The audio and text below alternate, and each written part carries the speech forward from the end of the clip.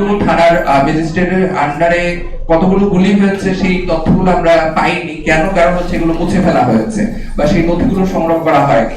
কিন্তু আমরা খুবই সেন্সিটিভ অনেকগুলো অ্যানালাইসিস বা হচ্ছে ইনফরমেশন আমরা এখানে সংগ্রহ করেছি। আমি সেগুলো পেশ করছি আপনাদের সামনে। আবার হচ্ছে সফট কপিটা দিয়ে দেওয়া হবে।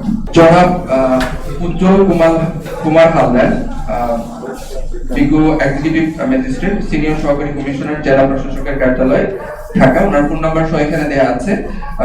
ওনার সাথে ছিলেন 18 তারিখে ল্যান্স নাইক মুস্তফা এবং 7 রাউন্ড এসএমজি গুলির ছোড়া হয়েছে একটা রাইফেল থেকে সকাল 8টা থেকে দুপুর 1টার মধ্যে যাত্রাবাড়ি এলাকায়।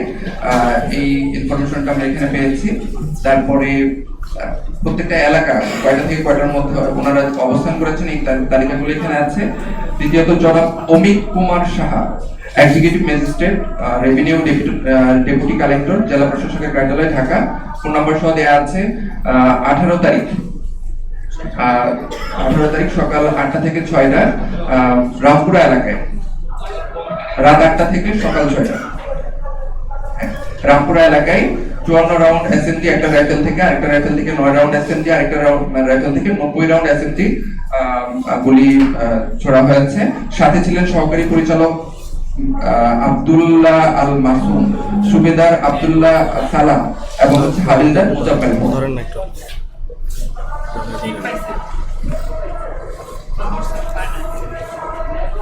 মতিঝিল আরামবাগ এলাকায় ছিলেন জনাব Shamsuzzaman Kanak, executive magistrate, senior সহকারী কমিশনার। এখানে ওনার ওই এলাকাতে অবস্থান করেছেন। ওই এলাকায় আমরা জানি নৃশংস হত্যাকাণ্ড পরিচালনা হয়েছে, কিন্তু রাইফেল থেকে কত গুলি ছোড়া হয়েছে সেই তথ্যটা আমরা পাইনি।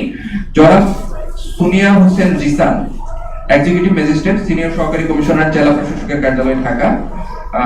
19 তারিখে সকাল 8টা থেকে দুপুর 1টা পর্যন্ত রামপুরের টিভি ভবন এলাকায় বিভিন্ন রাইফেল থেকে অনেকগুলো গুলি ছোড়া হয়েছে।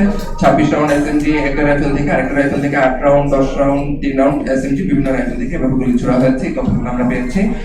সাথে ছিলেন সুবেদার রুহুল আমিন, নায়েক সুবেদার জায়েদ হোসেন, হাবিলদার শফিকুল ইসলাম, হাবিলদার কামাল।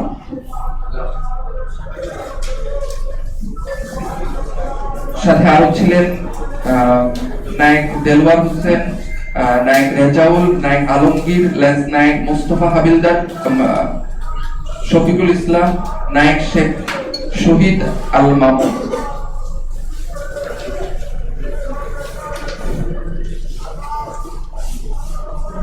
জনাব আফরিন জাহান, এক্সিকিউটিভ ম্যাজিস্ট্রেট, সিনিয়র সহকারী কমিশনার, জেলা প্রশাসকের কার্যালয়, ঢাকা। ফোন নম্বর এখানে দেওয়া আছে। আমরা আগারগাঁও, মোহাম্মদপুর এই এলাকাগুলোতে উনি দায়িত্বরত ছিলেন এই আন্দোলনের সময়গুলোতে, বিশেষ করে 26 এবং 27 তারিখে ওনার রাইফেল থেকে যে গুলিগুলো ছোড়া হয়েছে সেই নথিপত্রগুলো আমরা পাইনি। জনাব Sharif Mohammad Helal Uddin, executive magistrate, senior সহকারী কমিশনার, জেলা প্রশাসকের কার্যালয়, ঢাকা। 19 তারিখে রামপুরা এলাকায় টিভি ভবন এলাকায় গুলি ছুড়েছেন। সাথে ছিলেন ল্যান্স নায়েক কামাল, সিপাহী সুহেল, সিপাহী আমিনুল, সিপাহী রাব্বি, সিপাহী Zahid, lance Naik Mainul Hasan, Havildar Mohammad Mukaddes Hossain, Naik Faisal Gazi, lieutenant colonel Mohammad Redwanul ইসলাম।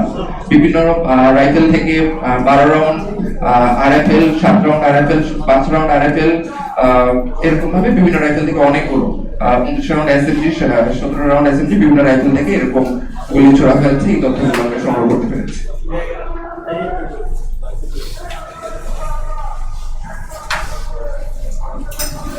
জনাব ওম মাচিং মারমা, এক্সিকিউটিভ ম্যাজিস্ট্রেট, সহকারী কমিশনার, জেলা প্রশাসকের কার্যালয়, ঢাকা। তারপরে জনাব সায়েদ ইমরান, প্রাক্তন এক্সিকিউটিভ ম্যাজিস্ট্রেট, সহকারী কমিশনার, জেলা প্রশাসকের কার্যালয়, ঢাকা। বর্তমানে তিনি ধনবাড়ি টাঙ্গাইলে এসিলেন্ট হিসেবে কর্মরত আছেন। জনাব সায়েম ইমরান বর্তমানে ধনবাড়ি টাঙ্গাইল এসিলেন্ট হিসেবে কর্মরত আছেন। আর আন্দোলনের সময় 18 তারিখে উনি রামপুরা টিভি ভবন এলাকায় ছিলেন। ওনার নেতৃত্বে ওনার সাথে ছিলেন Subedar Ruhul Amin, Naik Subedar Jawad, Havildar Shafiqul, Havildar Kamal, Naik Rezaul, Naik Abu Bakar, lance Naik Newton, lance Naik Alamin, lance Naik Ashraful, lance Naik Abel, lance Naik Kamal, সিপাহী হামিদুল। বিভিন্ন রাইফেল থেকে 32 রাউন্ড, 30 রাউন্ড, 7 রাউন্ড এরকম করে 90 রাউন্ড পর্যন্ত একটা রাইফেল থেকে গুলি ছোড়া হয়েছে রামপুরা টিপি ভবন এলাকায় 18 তারিখ দুপুর 1টা থেকে রাত 8টা পর্যন্ত এই তথ্য সংগ্রহ করা হয়েছে।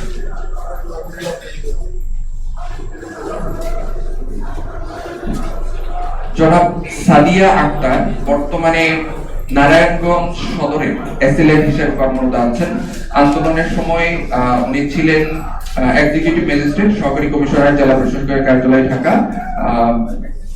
দায়িত্ব ওনার আন্ডারে হচ্ছে 18 তারিখে 22 তারিখ এবং 23 তারিখে হচ্ছে ওনার দায়িত্বরত অবস্থায় ছিল যে জায়গাগুলোতে আন্দোলনের সময় নৃশংস হত্যাকাণ্ড পরিচালনা করা হয়েছে, কিন্তু নথিগুলো হচ্ছে মুছে ফেলা হয়েছে, আমরা নথিগুলো সংগ্রহ করতে পারি। জনাব মাহমুদুল হাসান রাসেল, এক্সিকিউটিভ ম্যাজিস্ট্রেট, সহকারী কমিশনার ভূমি, মোহাম্মদপুর এলাকায় উনি দায়িত্বরত ছিলেন, এখানে আমরা নথি সংগ্রহ করতে পারিনি। তারপরে জনাব মোহাম্মদ জাকির হোসেন, এক্সিকিউটিভ ম্যাজিস্ট্রেট, সহকারী কমিশনার, ধানমন্ডি রাজস্ব, ঢাকা। সাবেক জনপ্রশাসন মন্ত্রী ফরহাদ হোসেনের রিলেটিভ, ছাত্রলীগ নেতা, বর্তমান ডেবরার এসিলেন হিসেবে কর্মরত আছে। আপনারা চিন্তা করতে পারলে মানে দেখলেই চিন্তা করতে পারবেন, ছাত্রলীগ নেতা হিসেবে ভূমিকায় ছিলেন, ডেবরার এসিলেন্ট হিসেবে রানী কর্মরত আছেন এখনো পর্যন্ত। সাবেক জনপ্রশাসন মন্ত্রী ফরহাদ হোসেনের রিলেটিভ, নাম হচ্ছে জনাব জাকির হোসেন, এক্সিকিউটিভ ম্যাজিস্ট্রেট, সহকারী কমিশনার।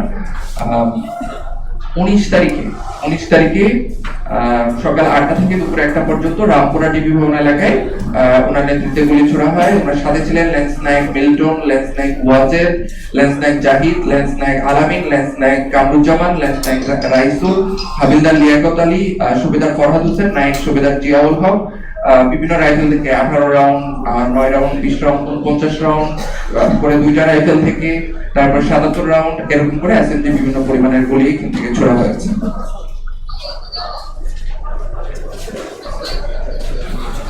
জনাব শাইখা সুলতানা, এক্সিকিউটিভ ম্যাজিস্ট্রেট, সহকারী কমিশনার, বর্তমানে শিবচর মাদারীপুরে এসিলেন হিসেবে কর্মরত আছেন।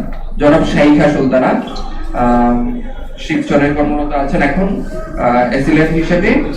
22 তারিখ, 26 তারিখ ওনার যেই দায়িত্বে ছিলেন ঢাকা জেলা মহানগর এলাকায় এবং সায়েদাবাদ এলাকায় যে জায়গাগুলোতে গুলি ছোড়া হয়েছে, এই জায়গায় ওনার দায়িত্বে এই জায়গাগুলো ছিল। আমরা এখানে গুলি রাইফেল থেকে কত ছোড়া হয়েছে এই তথ্যটা সংগ্রহ করতে পারি।